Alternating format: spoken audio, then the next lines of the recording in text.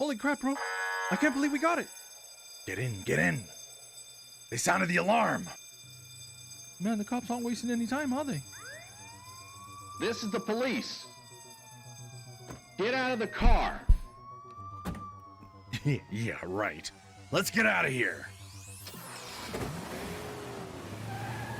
You think you can lose them? I'm gonna give it a shot. This is your final warning. Holy crap, bro. There's like 3 of them now. All right, hang on. Oh, these guys are being aggressive. Watch out, bro. Hang on. Oh, sorry about that. What the hell are you apologizing for? I kind of just felt bad, man. All right, just shut up and let me drive. Okay, bro. Okay. Hey, they're getting real close. Don't think I can see that?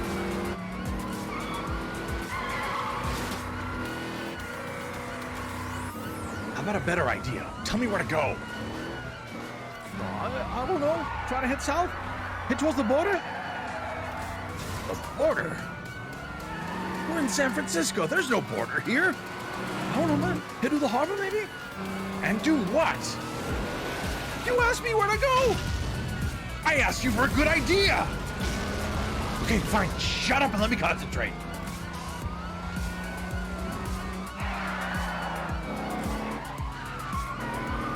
Watch out, man! Watch out! No!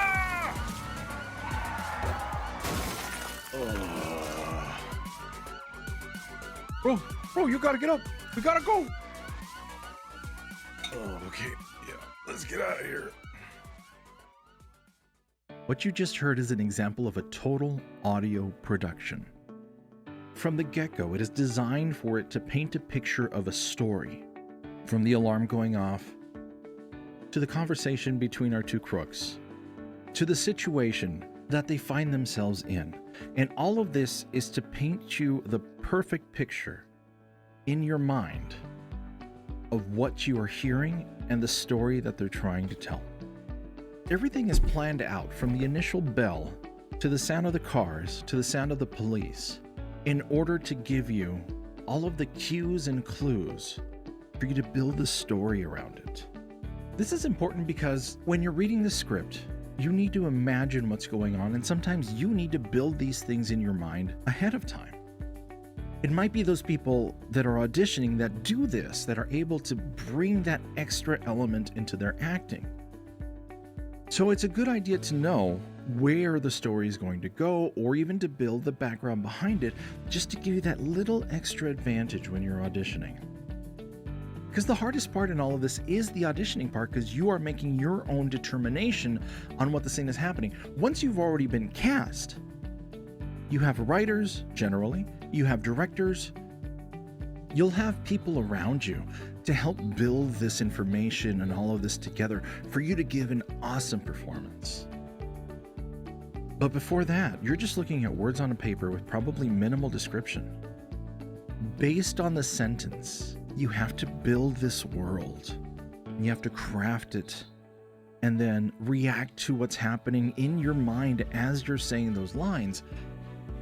Yeah, and that will hopefully move you more towards the front of the pack when it comes to this particular part. Even the music that you're listening to now in the background is designed to captivate you, because if it was just me talking, it can get dull pretty quickly, more than it probably already is.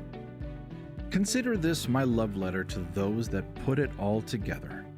I've seen Renara stress over the smallest sound effect when it comes to her intros, and I 100% understand why. Because just the right sound effect at just the right time adds so much flavor. But putting in the wrong one, or something that completely distracts, well, that can have a really, really bad effect on the production as a whole. All right, I've rambled on enough. Thank you so much for letting me do this. And now, some uplifting music to start us on the right foot for this episode. Morning, good afternoon, or good evening, wherever you catch this particular podcast, whether you're here live or you're listening to us on YouTube or anywhere that you can get your podcast. Welcome to Cold Read the Podcast. That was my intro. I know. Yeah. Someone else rambled instead of me. Yeah. My creative desert continues. I've talked about it before, but I'm happy with the way I kind of had the idea that I wanted to do it in this particular manner.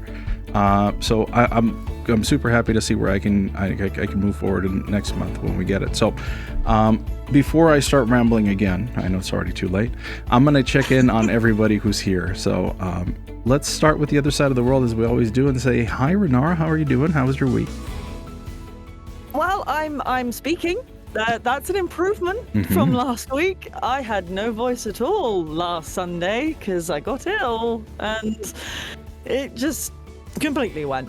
But during that time, I was able to get some admin stuff done, and just before I'd lost my voice, I actually had sent in some samples for a couple of things that just auditioning as and when, and I am now officially part of the Beyond Skyrim crew now, and I got accepted for Beyond Skyrim elsewhere, so I will be improving my Khajiit on that front.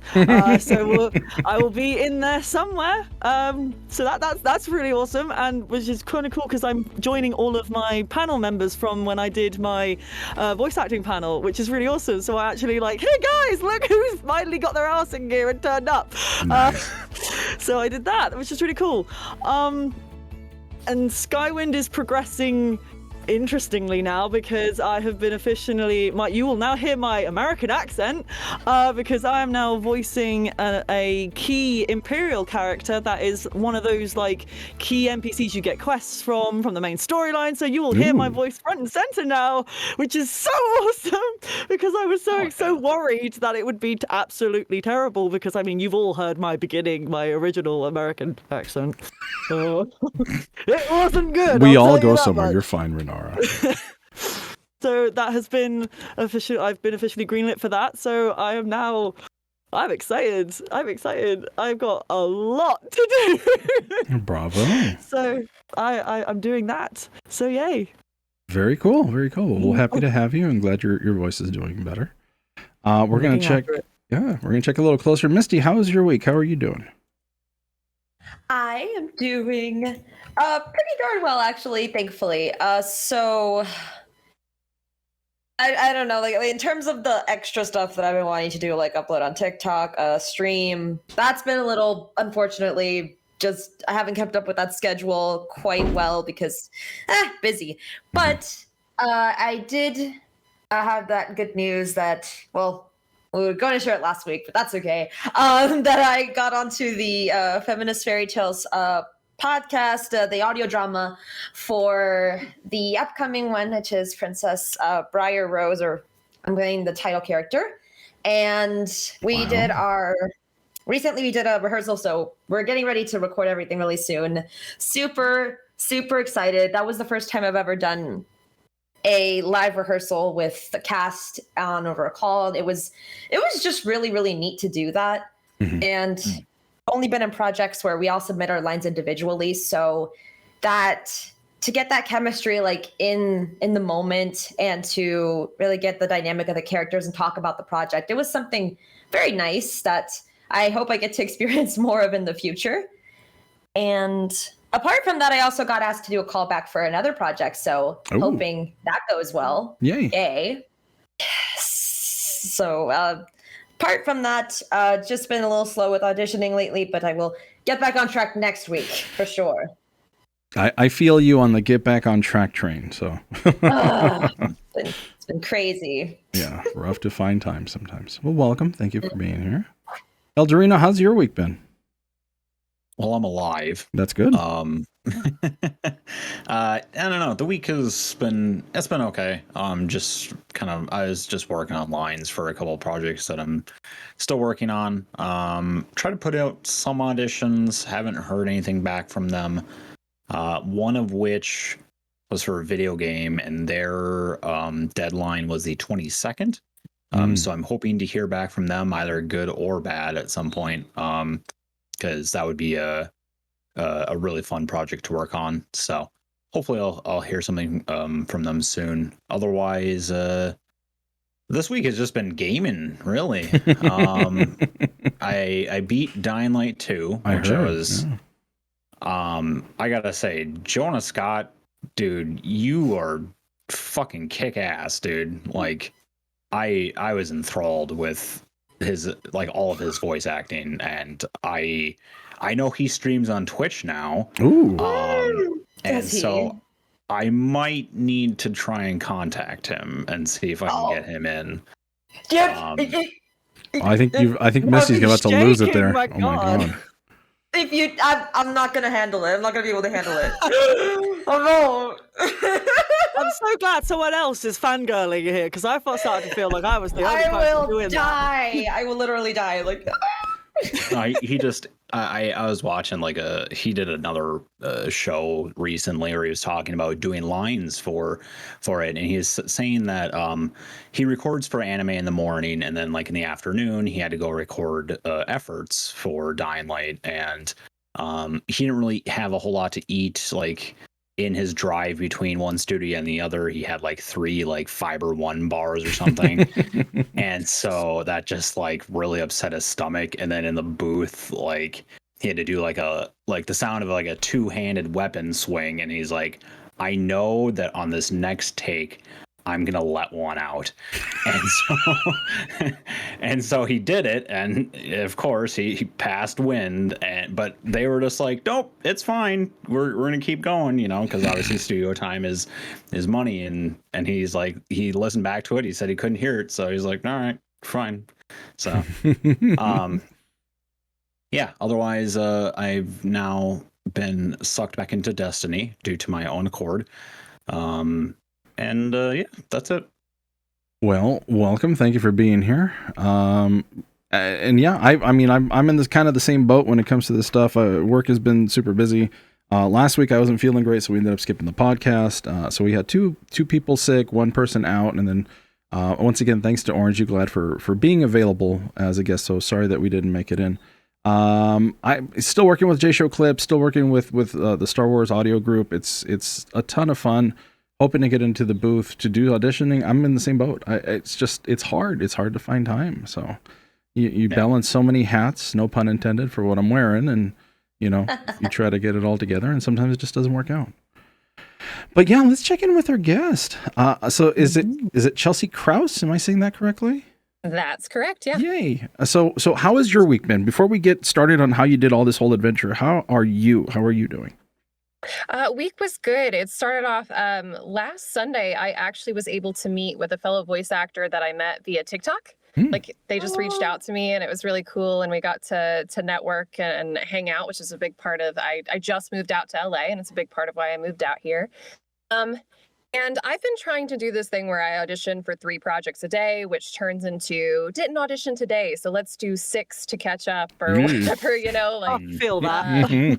Yeah. So it's I've been trying to do that. I had a fairly big audition at the beginning of the week. I don't think I got it because I think I would have heard back by now because they needed a really quick turnaround, but was happy to be able to have even got that project, and that was also through networking, which was really exciting. So not much to report as far as my voice acting this week, but I've got projects that are coming up in the future that'll be pretty exciting. So awesome. Well, welcome, and thank you for allowing us some of your time to interview you. We're looking forward to this. So absolutely. Let's start at the beginning. How did you start with the voice acting? Oh, how much time do you have? No, I was a very shy kid, but I grew up in Louisiana. I loved cartoons. Very big Disney fan. And I was a Cartoon Network girl, and I started doing impressions contests with friends when I was little. We used to do Powerpuff Girls impressions contests. And I would win. And I continued doing impressions for most of my life. And then when I was in 7th grade, we got a drama program at my middle school. And so I joined that, got some small roles, nothing big. I also played sports a lot growing up. And so when I got into high school, I was playing sports my freshman year, but I missed drama and all my friends were in it. So I joined my sophomore year, auditioned for a play there. And my drama teacher said, "You're really good." Because I'd only gotten small roles whenever I was in middle school. I was like, no, I'm not. She goes, "You're better than you think you are." At this time, still very big into doing impressions. I was really into anime, still watching cartoons. And I was very aware of what voice actors were. And so in high school, I was like, I'm going to be a voice actor. Like, I remember like running out. My mom was in the garden. And I'm like, I'm going to be a voice actor. I figured out what I'm going to do. And she was like, okay. But it was so funny because this is the age where like Facebook is just really getting started. You know, like the internet isn't what we know it as today. And there's just not a ton of resources on voice acting, you know? And so like, I say this, but it just sort of goes to the back of my mind, and I get into college and I start doing theater there. And I decide like I'm going to be a theater actor. And so I moved to New York right after college. I lived there for 4 years, and I'm not a musical theater person. I just did plays. And I discovered very quickly in my time in New York, I was like, everybody who is in like just plays in New York are like major film actors, you know, because that's what gets butts into seats. That's where the money is putting big film actors. And so I was like, well, then I need to get into film to get back into theater. And I slummed it out in New York, and I was like, this just isn't for me. I can probably move home to Louisiana, get an agent a lot quicker, you know, and do film there. And so I did. I moved back home. I did get an agent within a month. Oh, and, wow. I know. Nice. Yes, very quickly. But you like shorten that time. I was miserable in film. Like really was. It was all based upon how I looked. I wasn't booking roles that I was right for. Unfortunately, like I had a falling out with my agent over a contract issue, and I was just miserable. But I'd spent all of this time and energy into acting, and I was like, what do I do? I know that I still want to be an actor. And the little voice that had always been in the back of my head said, you know, you remember in high school when you wanted to be a voice actor? You know, what does that entail? And lo and behold, as I try and get back into it, so many more resources have popped up on how to be a voice actor. And so I dove in head first, and I was like, never, ever, like even in all of my acting time, even though I really enjoyed doing theater and film and stuff like that, I had never clicked with anything like this. I couldn't stop learning about it. You know, it was something constant. I was taking classes, and I was reading books, and I was doing everything and anything that I could. And so that's been my journey for about the past 3 years. And like I said, I just recently moved from Louisiana to LA to start networking and doing this thing. And yeah, that's my journey in a nutshell. Wow. So. Well, you started early, so yeah, that's. So when you actually started doing the voice acting stuff, around when was that? Are we talking around COVID time, 2020s? It was just before COVID hit. I want to say, oh gosh, 2018 or 2019. 2019, I want to say. Yes, 2019. So you just got the first rumblings of COVID around probably when this started. What? Yeah. Because I know always the question comes up is, so what equipment did you start with? Where did you get it from? I went on to Amazon and I bought it. I believe it was called a Maono microphone, Maono. It was $40, little USB microphone. Oh. Yep. And I would sit on the floor of my closet just with a bunch of clothes, and I would record there. Like that was the basics of my equipment when I started. Yeah. So where would you post these, or where would you get your scripts from? Behindthevoiceactors.com, which sadly they no longer do their casting calls, but I loved that site. I lived on that site. So Wow. Did you book anything from it, or was it mostly just for practice? Oh yeah, I booked quite a bit on there. In fact, I just worked on a project recently with a director who I met via that site. I worked on a podcast called The Oasis Transmissions, where I played a biologist called Dr. Lauren Wood, and she was very she was this very like interesting. It was a very interesting podcast. Anyway, Director since then reached out to me at the end of last year and said, hey, I'm doing another podcast. This time it's paid, and I want you to audition for it. And I said, okay, fantastic. And it wound up, I did the audition for 3 different characters, got called back for one. And he goes, Chelsea, I loved it. And I was like, thank you. He goes, but I'm not going to cast you as that character. I was like, oh, you're not? He goes, no, I've changed the lead to a female, and I'd like for you to do that. Wow. There you go. Yes, but it changed from something like originally I did no pay for that first podcast, but like I've met and connected with him, and I did several other like small projects on there, just independent creators and stuff like that. But I worked plenty, and there were plenty of people where I didn't even audition. They'd just go looking through other auditions, and they'd find, because they could track you and they could listen to your auditions if you made them public and everything like that, which I did. And several people would track me down and find me and go, I heard your audition on Behind the Voice Actors for XYZ character. Can you play this for me? And I'd go, yeah, sure. Okay. So. So has there been an evolution from Behind the Voice Actor? Have you used any other online ones? Yes. So now I am on voices.com, and I use Twitter. I've used why am I blanking? TikTok. I've auditioned on TikTok for things. So social media, it's crazy how much you can find stuff on social media, but I would say Voices is probably my primary place that I find auditions. It's mostly your bread and butter. So when you Yep. only because I'm curious, because there's at least 3 people here that do voices.com. How long did it take you to go from when you started your membership to when you get your first gig? Oh gosh.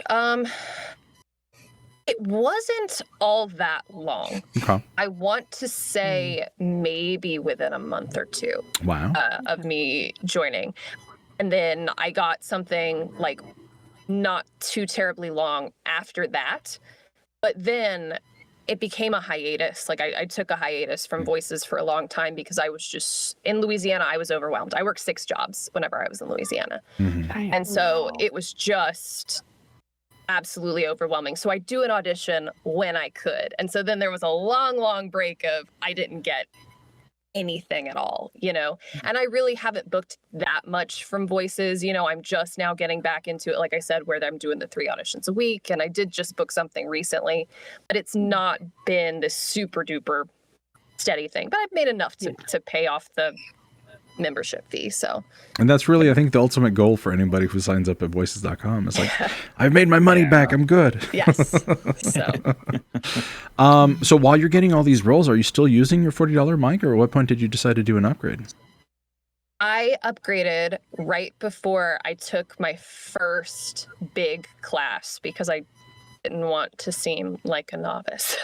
So, I probably upgraded during the pandemic. After, we got that pandemic money, I was like, yeah, I'll invest in something a little bit better. So I now have an AKG C214. And like I said, I got that right before I took class with Catherine Cavadini, the voice of Blossom from the Powerpuff Girls. So very full circle moment for me. Did you do an impression for her? That is the question. Not, but you guys, missed opportunity. Listen though, this is really great. So when I took the class, I was doing some like little girls and stuff like that. She goes, your little girls remind me of Tara Strong. And I was like, oh, do they? Who would have thought? Go figure. I get compared to Tara a lot. So how did you find out about the classes? So Catherine Cavadini's I'd been stalking for a long time. I'm a huge Powerpuff Girls fan. So that one I'd been stalking. I actually found out that she even had a class because I was watching a YouTube video that they'd done at like a Comic-Con or a convention, and she'd mentioned that she did it. And so I was like, oh, fantastic. So I like stalked her Instagram and was like, when is the class? I want to take it. And then most of the rest of the classes that I've taken, like took a class with Crispin Freeman, which I found, via his podcast. And I take tons with Real Voices LA. And I forget how I found out about them, but I love them. Man, thankful for them. They've been very helpful in my career. They did my commercial demo, and I just kind of stumbled upon them. I wish I could tell you where I found Real Voices, but I love them, and I'll continue to take classes with them for as long as they'll have me. So.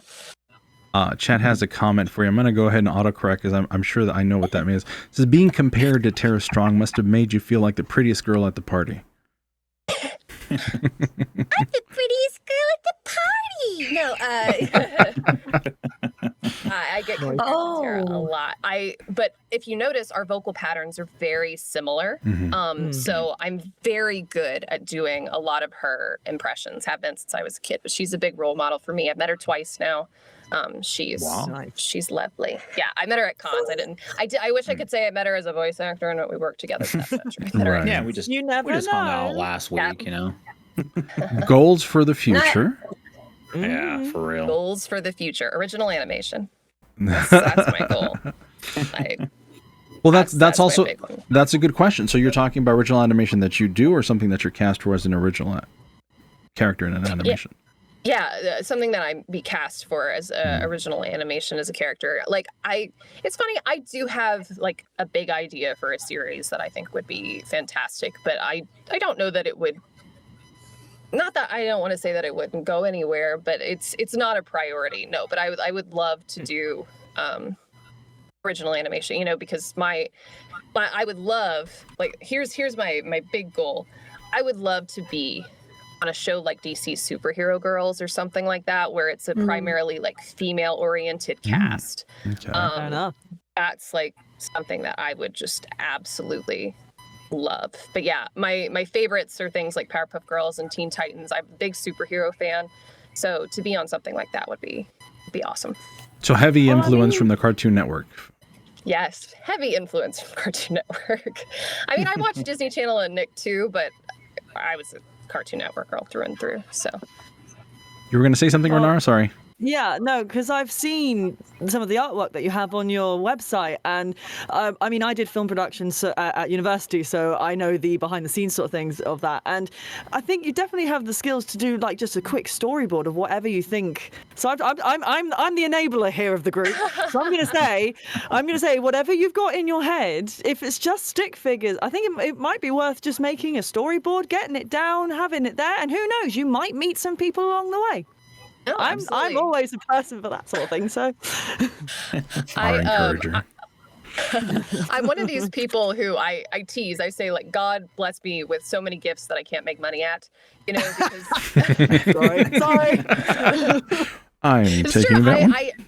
I do art, you know, and I'm a writer as well. I have been since I was little, and then acting, and I tease. If I would have known, you know, like that storyboarding could have been a thing, like maybe I would have been a storyboarder, because it combines all of those elements together. Give it you know a what I'm try. saying? But yeah, I just true. I don't want to go back to school for it. God knows. Yeah. So I'd say myself, I have a very vivid imagination. Like I sometimes think of like an art, like a drawing or something. I'm like, I know exactly what I want it to look like, but for the love of me, I can't draw it. And that hurts. That really hurts. It's like, I have it in my brain. I just want it to manifest in front of me, and I can't. I don't have the Literally, just skills. put it as stick figures, guys. Features are not important. Mine are stick figures with bobbleheads, guys. Come on. It'll be They are, fine. because the details are what are important in my brain. It's like, Right. I've derailed this enough. Zamoody, keep going. I was just going to see where this was going to go. I was going to.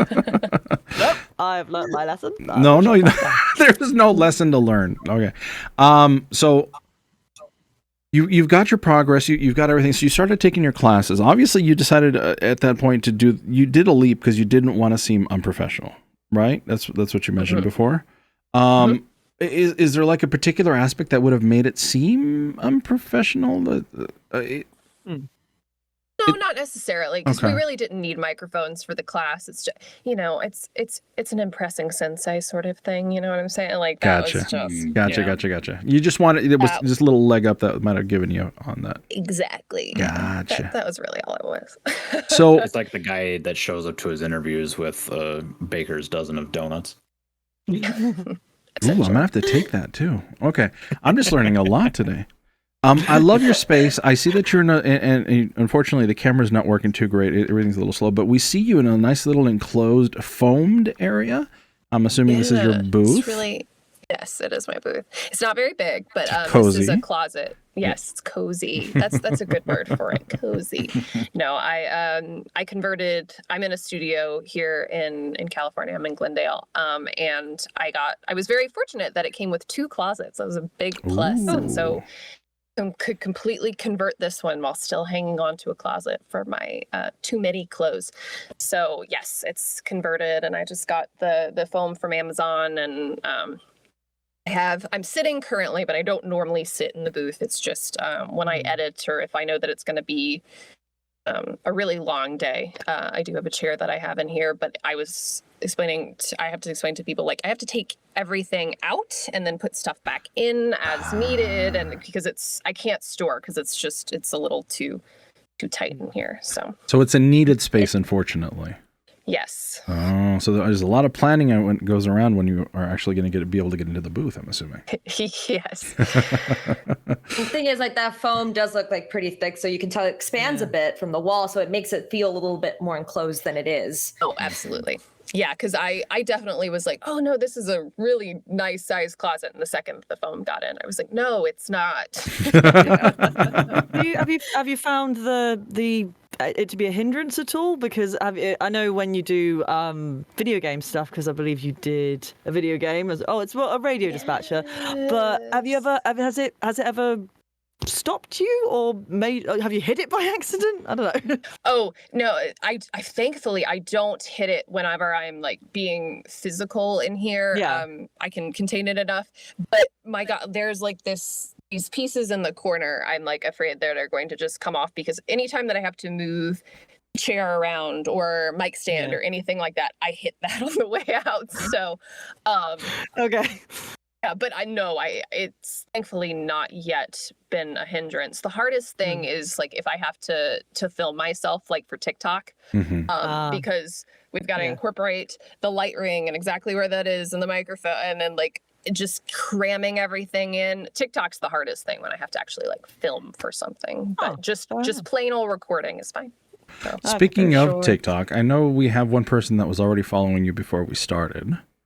Yes. I was gonna say, actually, I was gonna say that the thing with the closet, I actually tuned into your live stream that you did when you were assembling it and you're putting all the foam, and I remember feeling like I'm so happy for you, because I remember a video that you made where you gave a small little tour of the previous closet you used, and I remember for your collaborations, and you're just standing with the costumes and everything. I thought it was a bigger space, and I saw that, I was like, oh my God. Like, wow, it's really just a small little enclosed thing with the chair and the laptop and the light ring. I was like, that's insane. Like, seriously, props for just making it up for so long. Yeah, that closet was something. Now that one, I would hit stuff all the time, because in that space, clothes were right here. And so it was a constant, like, the clothes are in the way. And then there was a wall, like, right there. And so that one I couldn't stand in. Like, I couldn't stand in that booth. I had to sit because of the nature of it. If I stood, I would have been in the way of the door and like everything else. So I just like had a chair tucked in the corner. So that was an interesting situation, that booth. What made you decide to go into TikTok when it comes to voice acting stuff? I joined TikTok initially just for fun. I was like, I don't know what the heck this is. You know, more and more people are starting to get into it. I'll just come on here. And I made silly videos. Did not plan on having it be a platform for voiceover at all. And then I think a few of you are familiar with Brittany from Saturday Morning TV, who does some We've had an interview with TikTok. Brittany. Yes. Yes. Yeah. Brittany's wonderful. And so Brittany started doing those auditions. And so I was like, oh, okay, like, sure. She started doing those. Noble Son started doing the voiceover challenges. And so I was like, well, I'm a voiceover actor. Sure, let's give it a go. And I started gaining a small following from aspiring voice actors, other fellow voice actors, and started building a small community, and went, oh, okay, like this is this is a thing. Like, this could be a viable platform for me. And once that started happening, you know, it started becoming the research of like, all right, how do I grow my following on TikTok? You know, what do I have to do? What are the steps I have to take? And so now I at least try and post a TikTok a day. Try and build following and network and stuff like that. And now we have a great community of voiceover artists on TikTok. Like, if anybody out there is like, I don't know about joining TikTok, like, please do. Like, some of the nicest people, some of my best friends now I've met via TikTok. Like, I haven't even met them in real life, but like, we chat all the time via TikTok or Discord or what have you. Like, it's been great. And I have actually, like, I've had somebody reach out to me who found me on TikTok and asked me to be part of their senior thesis project, and she paid me. Whoa. You know, like, Wow. so, you know, you never know. If you're putting it out there, like, the universe will find it. So, Well, I know Misty just started her TikTok account, so I'm sure those are definitely things that she'll be listening in for. I just gave you a follow because I'm super curious. I want to. So anybody listening, it is Chelsea M. Krause, Krause. And yeah, go ahead and give him a follow. It's very, very awesome. So yeah, we had Brittany at one point. So did you do most of like the Anchovy or any of the other auditions? I've done them since she started. So I did Robo Zeta auditions. I did Detective Meow, and then I did Anchovy as well. And she's got a new series coming soon that she's going to be auditioning for, which will be very exciting. So, yeah, so she's got more stuff coming. I have not been cast in anything with Brittany. Did I get called back for Detective Meow? I definitely gave her a second read of something for Detective Meow. Nice. But I love Brittany. Brittany and I have chatted before. She's just a wonderful human. She's building her business, and yeah, I've auditioned for everything she does, and I will continue for as long as she'll have me. As long as I'm non-union, you know, she doesn't need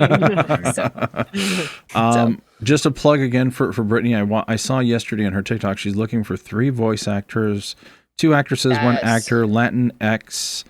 Check out the website, and I think the deadline is today because she's presenting stuff tomorrow. So. Oh my God! I need to get on that immediately. Immediately.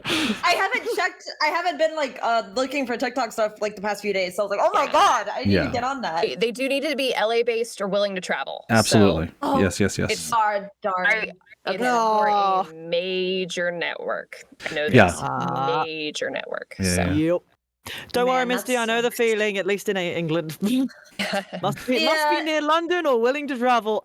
Live in the entire opposite end of that, right?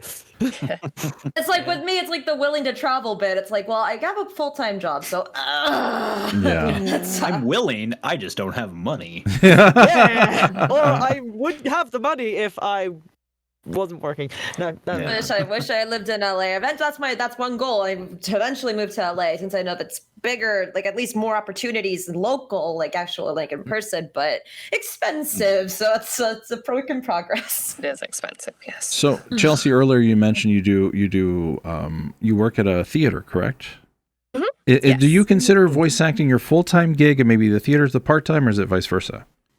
At the moment, I would say they're both part-time. The theater is technically a part-time gig. Like, I only work maybe anywhere between 20 to 29 hours a week. But, you know, voiceover in the same regard, like I try and treat it as much like a full-time job, but, you know, as I said, it's definitely on this day, we're going to do 2 auditions, and the next day we're going to do 5, you know, and so I definitely try. I do consider, like, especially again, I've gotten work off of it, and we've built the community, and I consider it a portfolio. I consider TikTok part of my voiceover job. Like, that sounds probably silly to some, but I'm building a portfolio there on my work, you know, and because I do collabs with people and and I try and do impressions and challenges and stuff like that, but it's a way of me showing off my work. So that's part of the reason that I try and create at least 1 a day, because then I do feel like I'm working. So yeah, that algorithm is a strange creature, but yeah, you try to stay relevant. I'll tell you, anything that you spend a ton of time on probably won't get any views. It's the ones that you spend next to no time on. That's the ones that TikTok's like, absolutely, this is the one we're going to promote. I don't know. It's the exact same way with my stuff. And I did a video where I just did a Danganronpa stupid little video where it's like my character was doing like lines from another character. It still keeps getting likes and it has like over 1,000 views. And I'm like, why? Why this one? There are other ones that I've like edited for a really long time. Like, no. Yeah. Always. Constant. I don't know what it is, but yeah, trust me, I had a series I used to do because most of my stuff is video game based. It's called Killer Case Files in relation to Dead by Daylight. I would spend an hour to do a 30-second video, and I'd get maybe 1,000. And I'd post a clip from what I do on Twitch, and those get 10, 15,000. It's like, and I just threw that together. And there was no planning for it. And you know, I'm kind of bitter about it because I really love that series. I feel you. I feel you. Yeah. You do such a great job with the voice and everything. It's really creative. Yeah. Like, it needs more love. Yeah, well, regardless, it is what it is. I don't mean to turn this for me, but it's TikTok's it's a super fun medium, and again, yeah, I got into it as a joke because my catchline used to be I'm too old for TikTok, but yet here I am. Mine too. Yes. So I feel you. Yeah. Yeah. So like Burnham says, my stupid jokes still get likes after months. And it's just weird how the algorithm just keeps running around. So most of your work sorry? I love that she just took reality and threw it in my face. Thanks, Chelsea. I just finished working for 6 months on a self-produced rock opera, and it's going to go nowhere. Oh, no. No. It will. Yeah. No. Yeah. Well, but I mean, it's a lot of, you poured a lot of into it. Hopefully we can get that somewhere at some point, but let me redirect again. Chelsea, what's been your favorite role so far? That I've played? Oh gosh. Yeah. The next one. No. That's like the common thing for voice actors. My favorite, gosh. I really liked Dr. Lauren Wood when I got to play her on the Oasis transmissions. She's been one of my favorites. She was challenging. You know, she was a very big challenge because she was a very stoic character, but was in very dire situations, you know, quite a bit. And I had to have a scene where I was like infected with this fungus that was infecting my mind. And, you know, I got to do all sorts of different things. So I really liked Dr. Lauren Wood. And then I'm trying to think if there were any other. Oh, I play a character. Her name is Princess Luela, and she's one of the lead characters on the Age of Valor audiobook series. So in this series, the author is actually the one who's putting this together, which is really cool. And she is actually taking different voice actors instead of having one person just read the audiobook. She's got a bunch of us who are reading together, and I play Princess Luela. And it was so funny because when I was given the description of what she looks like, she looks so wildly different from me, which I think is so fun. They're like, she has olive skin and jet black hair and green eyes. And I'm like, that's not me at all, you know? And on top of that, she turns into a dragon, you know? So, nice. Yes. So getting to play a dragon warrior princess is very cool. So. The opposite side of that question is, which is the one that got away that you wish you would have been able to do? Oh gosh. Oh, and Brittany, if you listen to this,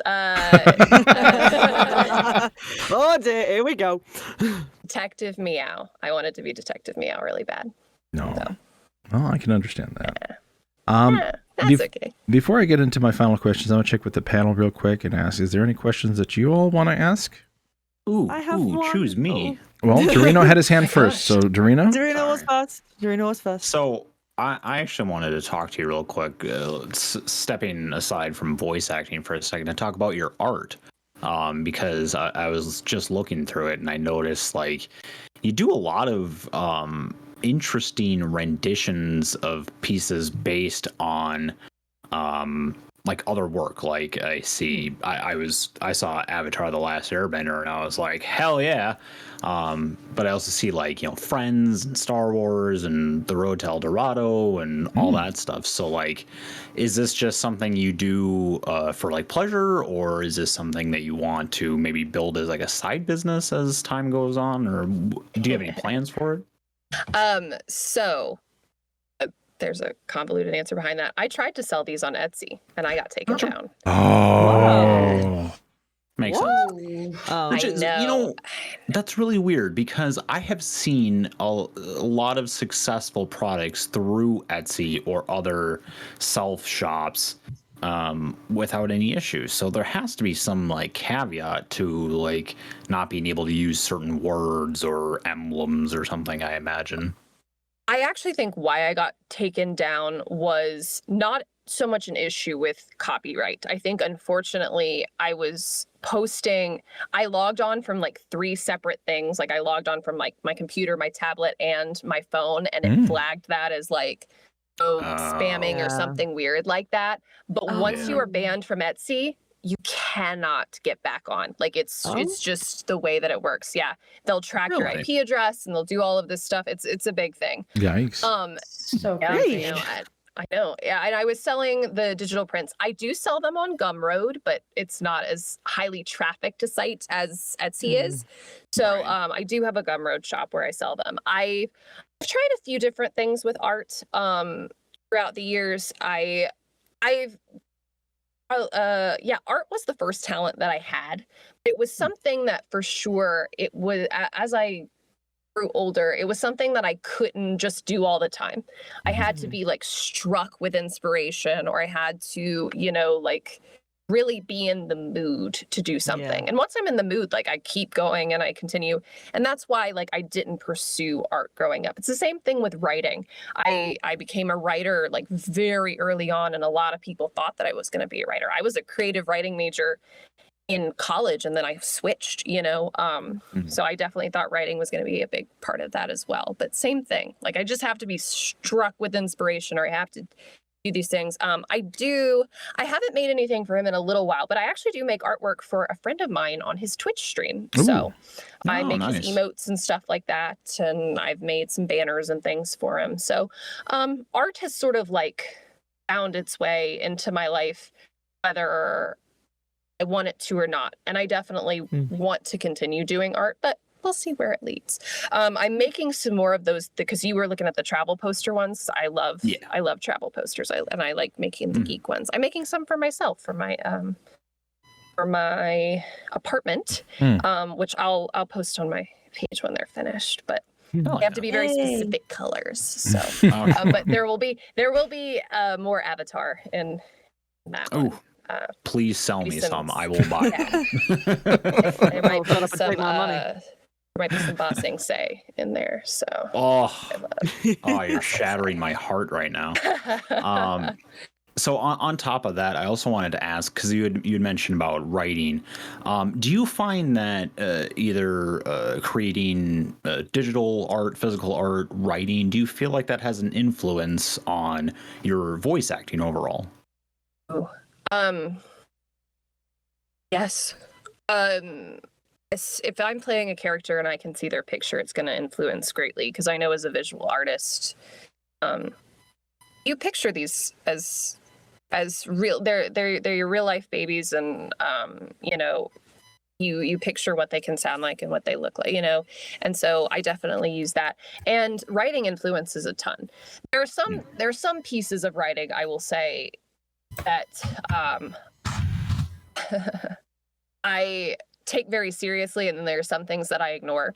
Whenever I look at a script, like one of the things that I ignore a lot of the time whenever I'm looking at a casting, if they mention like the vocal pitch of the character, then like, for instance, they're like, she's happy-go-lucky and she loves being around her friends and she loves smelling the flowers and stuff, medium toned. No, she's not. She's high toned. Like, you don't know what you're talking about. You know what I'm saying? Fair enough. Like stuff like that.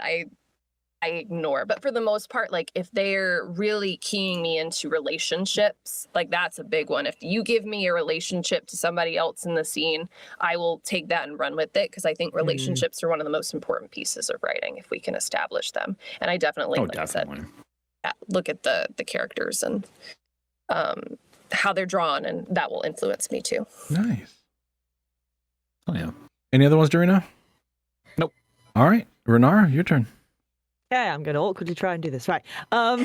So, obviously you did a lot of theatre acting and film acting beforehand. Just also want to say, from when I saw your reel, your character in Amped Up, absolutely love it. Oh my God. That was, mwah! But, I was just wondering, what specific skills would you say that you've learnt in both theatre and film do you feel that are more prevalent, that you use the most when you go into the booth? Oh, that's a great question. I definitely find that the theater training is a little more necessary than the film, but there are definitely crossovers. Theater is the characterization, finding the who, what, when, where, how of the scene. Like a lot of my training in that came from theater, creating and developing the character. And, a lot of times, especially if it's animation, they want it bigger, they want it really big. And on the opposite end, if I'm doing commercials, film training of keep it small and simple, and it's in like the slightest quirk of the mouth or like the twinkle in the eyes or whatever, like for a commercial, if they want something small, I can go there. And then the focus and intensity of film as well, because it's the same thing as far as, like, for example, with mic placement. It's the same thing with being on film. Whenever you have to like look someone dead in the eye and you can't move your head or do anything like that, and you have to be able to like train yourself to go in front of the mic, like that, I can definitely say like my film training helped me there. Yeah, I think those are the big ones. So, any other ones, Renara? You're good. Nope, that's it. Before I ask my question, Sure. I did want to say that as a previous theater actor, at least in school, I do say that something that I personally can take from it, that I relate to that the physicality of it, I think, helps too, because we're familiar with reading like the stage directions and like the little hints saying what the character is doing. So you get a clear idea of what you would sound like when you're actually doing that action. So if it says the character's been running or something, you know exactly how to like emote that, even if you're just voice acting. So I found that that's helped me a lot, at least when I'm doing stuff. So it's like, it's so nice to talk to people that have been in theater too. It's like, yay. Yeah, absolutely. And my question was that, like, I've been doing stuff on TikTok. I want to do it more frequently, but what has been like a way that you've sort of found to get people to interact with it? Because I feel like that's what I would love, to get like actual interaction from people. One of the biggest things I think that gets people interacting is when you're vulnerable.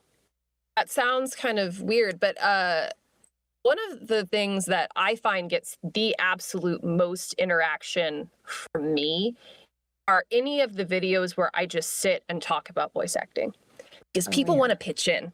They want to pitch in their opinion. They want to say like, oh yeah, like this is what I do. This is whatever. I had one where I had people, I said like, one of the common questions I'm sure we all get is, what microphone do you use?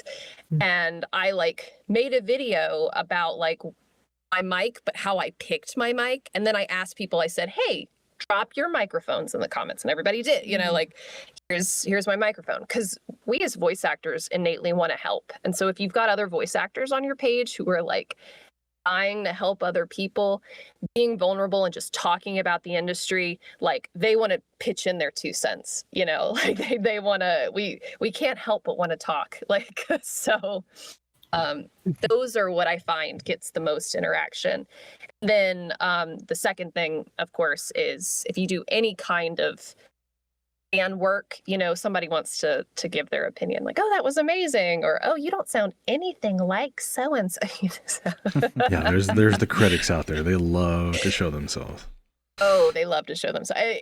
It's so funny too, because a lot of what I do, we call it revoicing, you know, where we're not trying necessarily to impersonate anybody. We're just doing it to the best of our ability. And, oh, they sounded horrible. You don't sound anything like it. Well, we're not trying to. But thanks for watching anyway. Thanks for boosting the algorithm. Exactly. I always Commenting. thanks for the comment. Here's my response. Have a great day. Yeah. So Very cool. I just watch them as if they were like a new scene with like new actors. Like I don't really compare it. I think like when I comment on them, I think you guys really embodied the energy, the emotion of the scene, and that's what really matters to me. And that's what I hope. We all hope that people can take from it, but some people aren't like that. So Exactly. Yeah. And I had I don't know, have any of you been watching Arcane, that series? Oh my god! I wanted Fantastic. It's fantastic. But Cabo Foster and I did a few different scenes from Arcane with him as Silco and me as Jinx. And one of the scenes, I did a scene as Powder, you know, when he meets her as Powder. Spoilers for anyone who hasn't seen it. Oh But god. I had to film myself for that collab, be on mic, and essentially it's dubbing. Like I have to get it perfect to the timing. It's incredibly difficult to do all three at once. And I often find it hinders the emotion and the performance. But I still thought I did a pretty good job. And there was somebody who was like, your emotional connection wasn't there. And I was like, then you do it. Like you come on. Like I thought I did pretty good. And they're like, it's okay. And I'm like, oh, it's not. Like so that's the most important thing is making sure that you do get that emotional connection in it. So there are some times where I'm like, God, I hate my face in this, but that's not the important part of the scene. So I think for me that's my biggest self-conscious thing, where it's like I use like my little avatar character for my stuff because I'm like, I don't know if I can film myself and do this. I feel like I'll be super critical, more critical of my work. just know I always am. Every time that we do the film collapse, I'm like, oh God, look at my face. Don't pay attention to my face. Just pay attention to the to the But camera. that connection to the face, I'm sure, helps that TikTok response, right? Oh, absolutely. Because them being able to physically see it, people like that behind the scenes thing. I know I do. I love seeing voice actors work. Like it's one of my favorite things. And so that's the reason so many of us chose to do the collabs that way, so that you can see us working. And then you can see, because you also get the accusations too. If you're too close, oh, you just copied that from so-and-so, you know, you just took the original voice. And it's like, no, we didn't. Like, look, right here doing it, you know. Right. So I know, like, if any of you follow Shelby Young on TikTok, she does a lot of impressions. Anytime she does those ones where she's like scrolling and she's doing like an impressions thing with her friend via text, everybody accuses, like, you just stole a soundbite, like that's not you. And she's like, yeah, it is me. Like, I can prove it to you. I'll do it for you right here, you know. And so get a lot of those accusations too, which is that's a big compliment, but you know. That wasn't the same. It just turns into like, okay, believe me, don't believe me, it's all fine. It doesn't matter. Yeah. Right. So. I like generally to my final questions are generally based on, if you were to be able to go back and see yourself at the beginning of this journey, what advice would you give yourself? Oh gosh.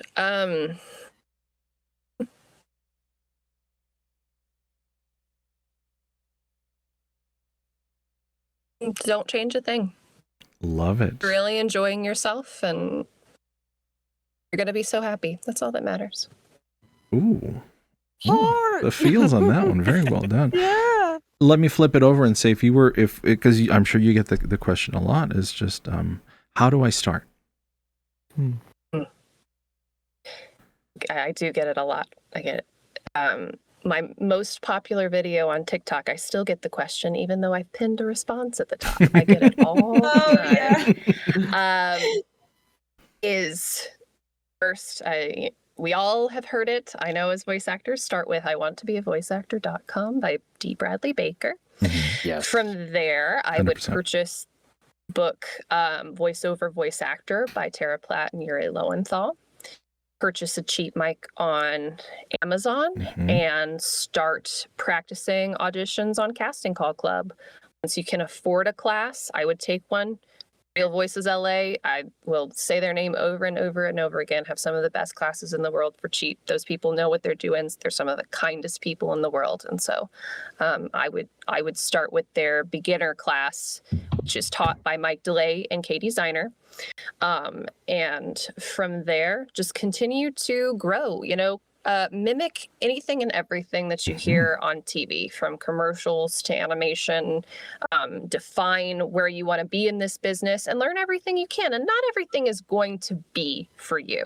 I think that's the one area that like people are like, oh, I want to do it all. And it's like, you're not gonna do it all. Like, I'm never going to be an audiobook narrator, at least not long form. It's not for me, and it's the same thing. Like, I'm not huge on promos. I'll do commercials, but promos just aren't my thing either. So, things will come and things will go. Just learn what's your niche and be open and willing to learn. And if you find it's not for you, that's okay too. Mm-hmm. I'm gonna show this up to the camera for those as you can see. I have the audiobook for voiceover voice actor. Fantastic. It is read by them, and I constantly go back to it because it is such a good little reference tool. So if you all get a chance, definitely either pick up the book or pick up the audiobook, because them reading it is hilarious. That's it for my questions. Eldurrino, you generally have one right at the end. Yes, the most important question out of this entire hour-long debacle. What is your favorite pizza topping? Italian sausage. Ooh. Good choice. Yes. Spicy. Yay. Love it. I am part Italian, so probably that's part of it. Oh, Even though there the There you go.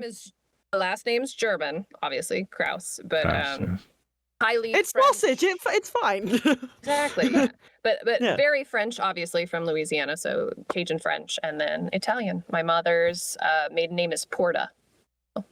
Oh, Very well done. I know those feels because my last name is Polish, but I am half Italian.